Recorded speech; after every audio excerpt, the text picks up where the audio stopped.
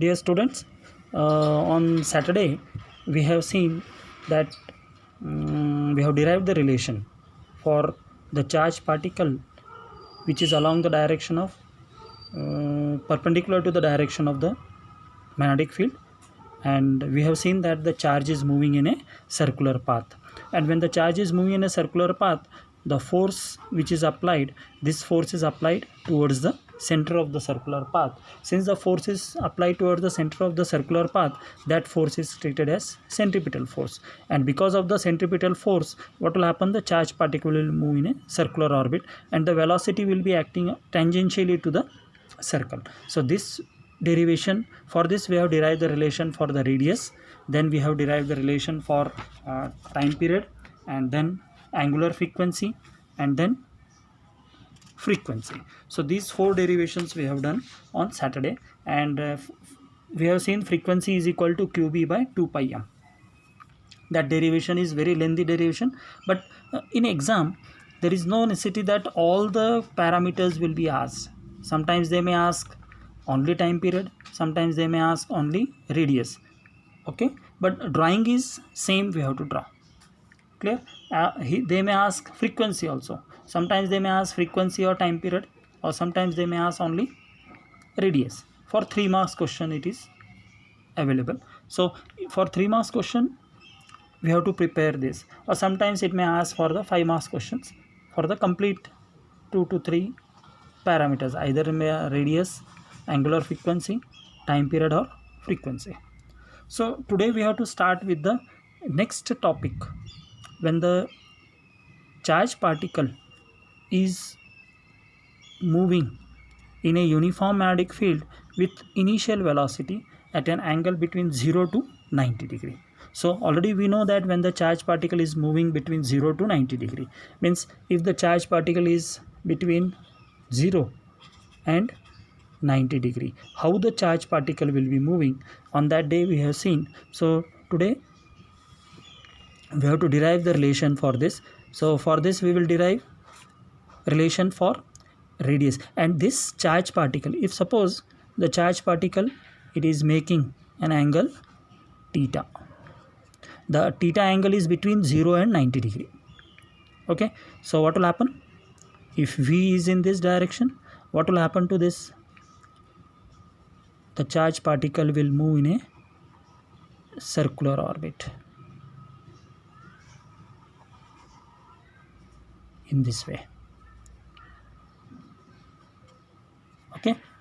And now when the charged particle is moving in a circular orbit, this distance between the two circles, this is one circle, this is another circle, this is called as pitch. This is called as what? Pitch. And this motion of the charged particle in this type of motion is called as helical motion. This motion is called as what? Helical motion.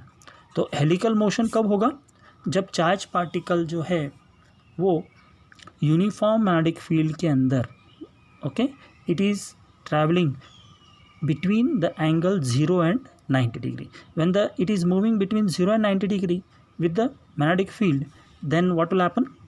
There will be a helical motion. So now we have to find out the radius. This is the radius.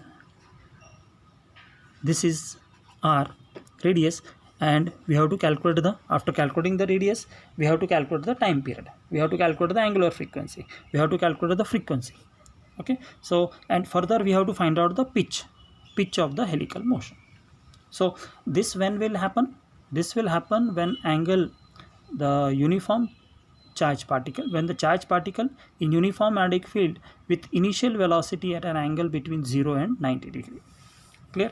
So we have seen that the vertical direction will be given by Vy, V sin theta, and horizontal direction Vx is equal to V cos theta. So this V will be having two components. One will be V sin theta, another will be V cos theta. So V sin theta is along y-axis and V cos theta is along the x-axis. So these two components are there. Because of these two components, what we have seen that V sin theta is perpendicular to the direction of magnetic field. Okay, magnetic field is in this direction. Okay, and when the charged particle is moving along the magnetic field, it does not experience any force. When it is moving along the vertical direction, it does not experience any force, hence it moves with a constant speed. Okay, constant velocity. So that constant velocity is called as what? V cos theta. This velocity component V sin theta is perpendicular to the direction of magnetic field. Magnetic field is in this direction. This V sin theta is perpendicular to this. Since it is moving in this, magnetic field is in this direction, and the velocity component means V sin theta is perpendicular to the magnetic field. So because of that, what will happen? Under this force, there will be charged particle will try to move in a circular path. So what is the component? The component V sin theta will try to allow the charged particle to move in a circular path. Clear हो गया? So V cos theta क्या करेगा? Along this V cos theta, the charged particle will move in a straight line, but along V sin theta, the charged particle will move in a circular path.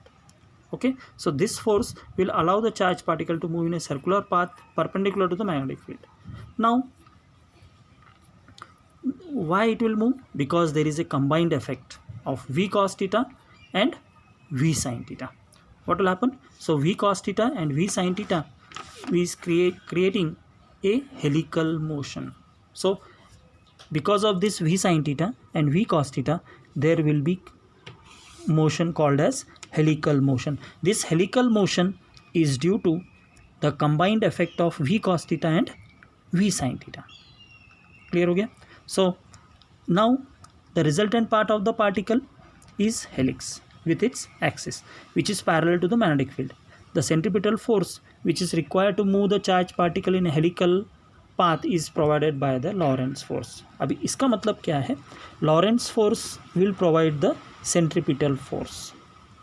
Clear हो गया? इसके अंदर the charged particle which is moving in a helical motion, it is provided by the Lorentz force. Now already we know F is equal to what? F is equal to BQV sin theta. F is equal to BQV sin theta. We'll give this as what? Equation number 1. F is equal to BQV. It is given by the equation force which is acting on the charged particle. So now what will happen? We know that F is equal to BQV. Now the charged particle is moving in a helical motion. So now first we have to calculate the radius of helix. To calculate the radius of the helix, what is happening? The charged particle is getting a centripetal force. So that centripetal force is equal to the magnetic force. So centripetal force is equal to magnetic force. Centripetal force is equal to what? Magnetic force. Centripetal force is given by what? mv square by r, and magnetic force is given by what? B into Q into V. But what happens? This is the general case. But what happens to the velocity? Velocity is given by what? V sin theta. Velocity is given by what? V sin theta. Okay, so what we'll do? We'll substitute the value of velocity in this equation, mv square. So what will happen? M v sin theta whole square divided by r is equal to b q v sin theta. So now what will happen? V sin theta, V sin theta. This is also V sin theta. So this V sin theta and this square will get cancelled. We have to calculate the value of r. R we will send it to second side and BQ will send it to second side. So when we send this r to second side, what will remain here? M V sin theta divided by BQ. Okay, r is equal to what? MV sin theta divided by BQ. Now what is m into v? It is given by momentum. Momentum is equal to what? M into v. So when momentum is m into v, so the formula will become what now? R is equal to P sin theta by dq. So what it indicates? The radius of the helical motion depends upon momentum, mass and velocity. It depends upon B. Okay, and one more thing, this can also be taken here, that instead of taking P, if you take mv, this m I can send it to second side. So what will happen to this equation? Sin theta v into sin theta divided by b into q by m. So what it means? The radius is depending on velocity. Okay, radius is depending on what? Velocity. Depending upon the magnetic field, and it depends upon what? Q by m. What is Q by m is called? Q by m is specific charge density. It is given by what? Specific charge. Already in the yesterday also we have seen this derivation, this when we have derived the equation for perpendicular case. So Q by m is called as what? Specific charge.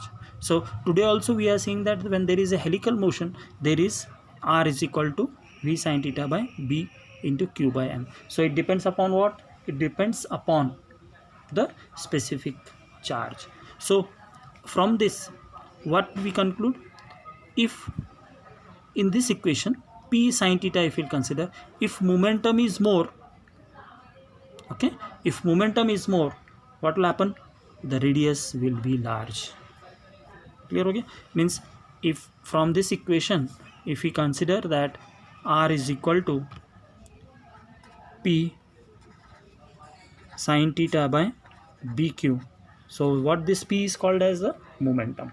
So from this it is clear, when P will be there, it depends upon what? Theta. It depends upon what? Theta. So if P and this theta, okay, is large, means if theta is equal to 90 degree or near to 90 degree, or P is more, then R value will become what? Maximum. Why it is so? Because sin 90 degree is equal to 1. Sin 90 is equal to what? 1. So theta is equal to 90. So RP sin theta by BQ. So this is the radius of helical motion of a charged particle. Now we have calculated the radius. Next comes what? Time period. Next comes what? Time period. Already we know time period is given by what? Distance traveled by the charged particle divided by time period. Okay, or speed, this is given by what? Speed of charged particle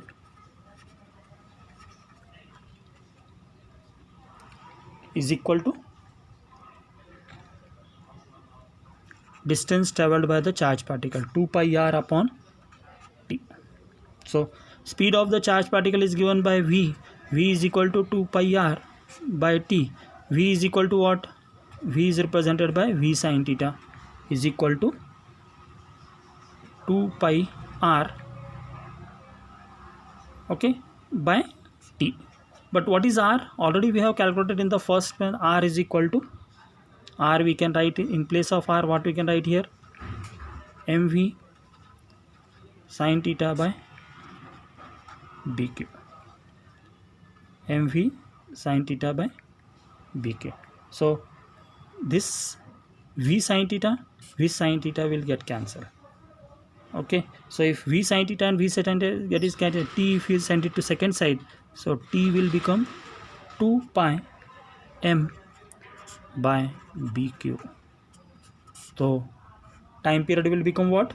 2 pi m by bq. So in this video, first video we have seen about the radius and the time period. In second we will complete the frequency and pitch of the helix. So You just go through this